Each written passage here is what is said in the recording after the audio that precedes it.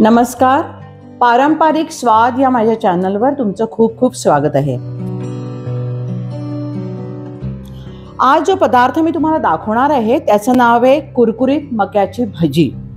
ही जी भजी आहे ते पावसाळा सुरू झाला की आपल्याला खायची खूप इच्छा होते आणि तेव्हा बाजारामध्ये पण खूप मका किंवा कॉर्न्स येतात।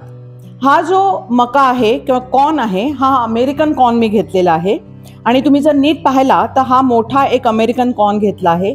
याचे अर्ध्याचे मी दाणे काढून घेतले आणि अर्धा मी किसलेला आहे। त्याच्यानंतर ह्याला लागणारे साहित्य आपण बघूया।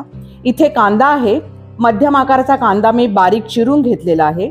कोथिंबीर आहे, कोथिंबीरला भरपूर घाला, कोथिंबीर ताजी कोथिंबीर आहे।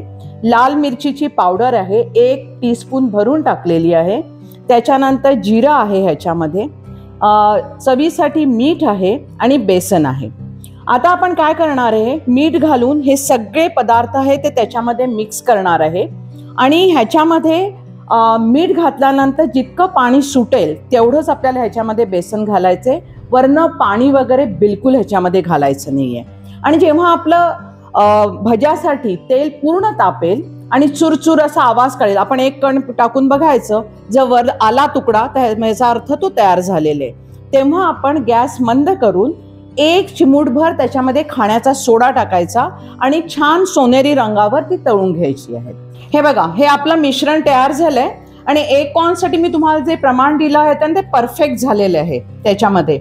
आणि हे दे बघा, हे जे आहेत हे थोडे छोटे घालायचे, कारण हा सोडा घातल्यामुळे हे फुलून आले, डबल साईजचे झालेले आहेत, अतिशय कुरकुरीत झालेले। ह्याच्यामध्ये तुम्हाला दिसत असेल मोठे कॉर्न्स पण दिसत आहेत आणि किसलेला जो मका आहे तो पण दिसतो आहे। अजून थोडे गोल्डन झाले की मी हे काढणार आहे, माझं पूर्ण तळून हे होणार आहे। ही बघा, आपली कुरकुरीत सोनेरी रंगाची मक्याची भजी तयार झालेली आहे आणि ही जी भजी आहे ते पूर्ण सोनेरी रंगावर करायची आहे।